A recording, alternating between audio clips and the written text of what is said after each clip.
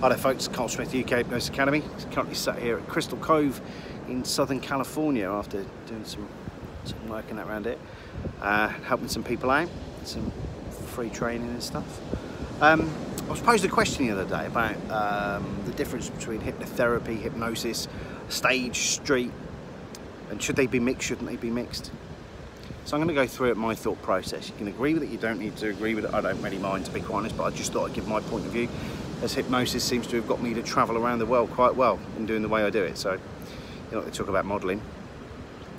So, the difference between street, stage and therapy. So, the street's a fairly old term that's used for it nowadays. Well, it's still used, but I still use the word impromptu because street infers that you're going to be doing it on street corners and stuff like that, or maybe busking, maybe on the, you know, in Las Vegas on the Fremont Street, or in Covent Garden in London, you know, or anywhere really, and busking for it.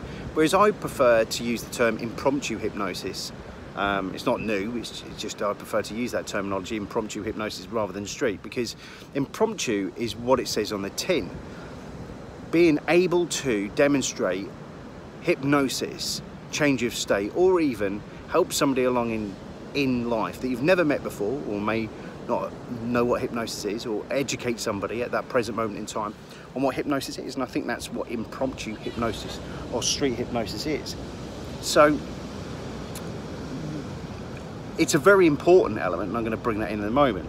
So street, impromptu, whatever you want to call it, is what you do there and then at that moment in time when you can help folk out, educate people, and even demonstrate there and then, maybe in a bar or on a beach or anywhere like that. And then, you know, so it's helpful, it's educational, but it's confidence building. Stage, well, we all know what stage is, where people go up on stage and they are asked to do certain gigs, certain ideas to entertain folks, and I get that, and so, you know, it's an important element. Do I do it? Have I done it? Yes, of course I have. Do I do it? Yes. Do I do it much nowadays? No. It's not really a market for it in the UK, to be quite honest. There probably is in the US and other countries, but we haven't seen a lot of it in the UK. There are people that still do it. There's only a few people that I would send people to, but stage is there predominantly for entertainment purposes. You know, and it has its pros and its cons. The pros are being that more people see hypnosis. The cons about it is that people probably see hypnosis and think it's a manipulation of the mind. My personal opinion is that anyone that's getting up on stage with me would do what they were going to do, whether they had any drink in them or hypnosis anyway. Because as we know that, you know, you have to have a belief system in place. You have to acknowledge what's going on in hypnosis as well, you know. So people that get up on stage are the open-minded people anyway that would do that stuff.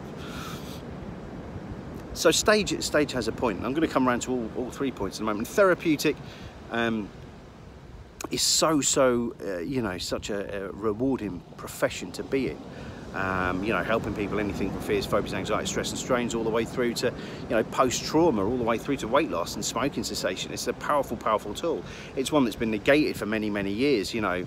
And I think things like CBT and counselling, because they are tangible, or people can see what they are on paperwork, that people accept them far more than what they do hypnosis, like the NHS, the National Health System. You know, I mean, Jesus Christ, we could cut back thousands of millions of pounds on spending on shite counselling. Not that all counselling is shite, by the way. And CBT, which is cognitive behavioural torture, cognitive behavioural therapy, is that with those ideas there is that, you know, with hypnosis it can be brought in, but because it's an intangible subject, you can't see it, you can't, you know, really gauge or put policies, procedures around it, because you don't know what's going to happen. It's such a powerful tool. I think that's why they don't want to use it. So, you know, with therapeutic work, it's so powerful, and with hypnosis on the rise at the present moment in time, it's a great profession to be in. So why have I gone through all 3 phases? Why have I spoken about all 3? Impromptu, stage and therapeutic. I don't really mind if you don't agree with me on this next statement, but what I will say is that it has got me to travel the world. I think, because there is no such thing as clinical hypnotherapy, there's no such thing as an advanced clinical hypnotherapist, there's no such thing as an advanced, I'm a hooby-jooby, whatever you want to call yourself, have more letters after your name than there is words in your name. That's my personal opinion. I think it's all to do with intent, belief and confidence. And by combining all three, impromptu, stage and therapeutic, gives the therapist more confidence than they'll ever get. I have confidence in what I do because I've done all three. Now, I'm not saying that all three, you should go out there and do all three. I'm not saying that one thing. What I am saying is, though, is that confidence is huge in hypnosis. Not about ego, don't need to. What we do here, what I do here compared to my old jobs in driving around in fast cars and stuff like that, and using firearms, and even being a firearms trainer. This isn't ego. This is a purely excitable profession for me. You don't need ego for this. The key thing is that being trained in impromptu hypnosis or being trained in stage, even if you don't choose to go do those, being trained in them will elevate your confidence. No end, absolutely no end. Yesterday we were in Hollywood just doing impromptu street and impromptu work there and then. And people saying, I don't believe in hypnosis, and there and then, in educating them there and then. Now, for those classically trained that have been taught about windy staircases and stuff, that's all well and good. In today's world, people want here, they want now. They want to be able to see something tangible in front of them. That's today's world. It's not nothing to do with hypnosis, it's to do with the world, okay? And by demonstrating and educating people on a sidewalk, or in a bar, or in a therapeutic environment, is so powerful that you will not believe it. And for those people that have done the windy staircases, the dolphins and all that type of stuff, the reason that possibly people don't get a lot of work in this profession, and they don't get a lot of work, is due to the fact of they cannot demonstrate what they do or educate the masses on what they do there and then. Using street, impromptu or stage in a therapeutic environment is absolutely huge. And my personal opinion, so just make that, my personal opinion is that all people should be impromptu trained to get their confidence up.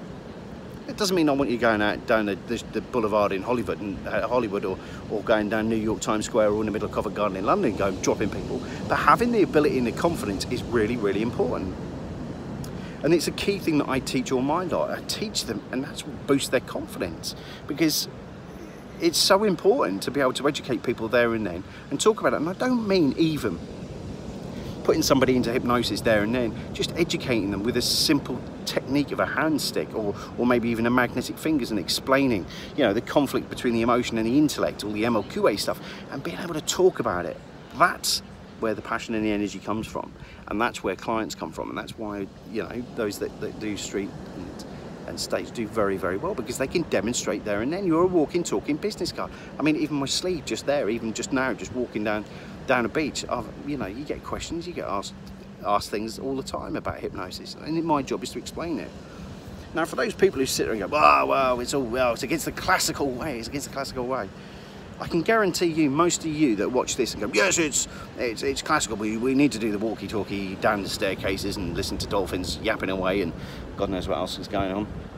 But Dave Ellman and Vaudeville, that's all I've got to say. I'm just a stage hypnotist. Nobody ever whinges at him.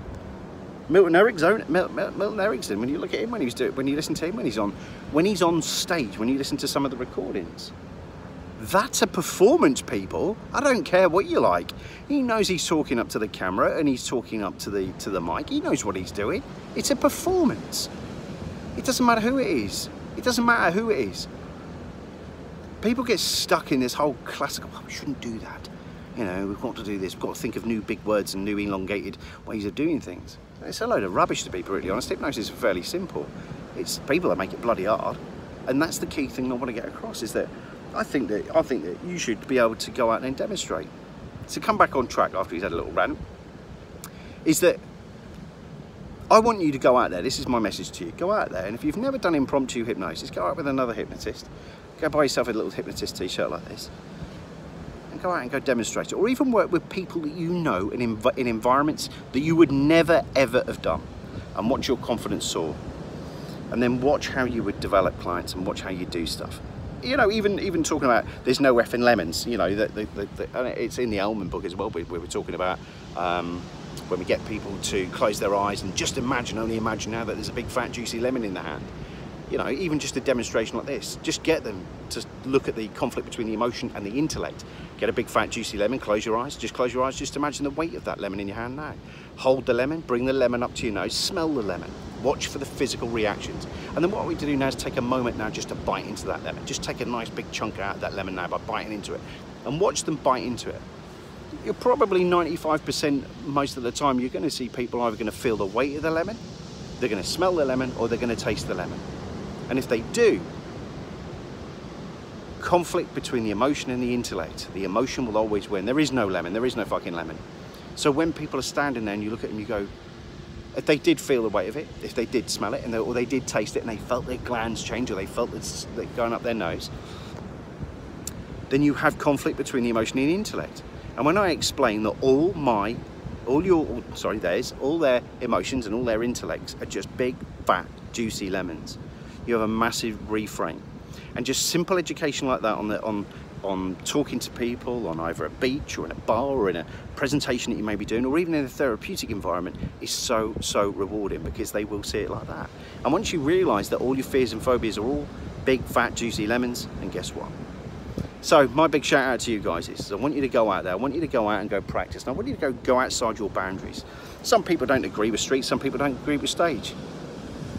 My personal opinion, hypnosis wouldn't be in where it is now if it wasn't for people that performed it. Okay, it would still be there. And it goes back to the same old adage, you can have the best products in the world, but if you don't tell anyone, it's fucking useless. So get out there and go tell people what you can do and how you can do it with a little performance. And I'm not talking about standing on stage with a mic, just show people, but develop the confidence to stick in people's hands down in different environments, or maybe using Maggie fingers, just educating people. Because those tools that you get there will be so valuable when you go into your therapeutic room. So my personal opinion is, for the questions that we asked the other day, everyone should be impromptu street trained to build the confidence up, because there's so many people out there that can't hypnotize, that are hypnotists, and or even go on a stage course and learn the art of it. You know, there's no point saying that you're a professional if you can't be bothered to learn all elements or aspects, because that's just stupid. Anyway, that's me off my soapbox. People ask me a question and you're going to get it, same as you always do. You're going to get my personal point of view. Folks, I'm going to leave you there. So the 13 minutes that you're not going to get back of your lives. Guys, from California on Crystal Cove, it's been great just sitting here chatting away to you guys. And if you've got any comments, please leave them below. And if you're not subscribed, subscribe. So, as ever, my name's Carl Smith from the UK Hypnosis Academy, and I look forward to seeing you somewhere around the globe soon. Take care, folks. Bye-bye.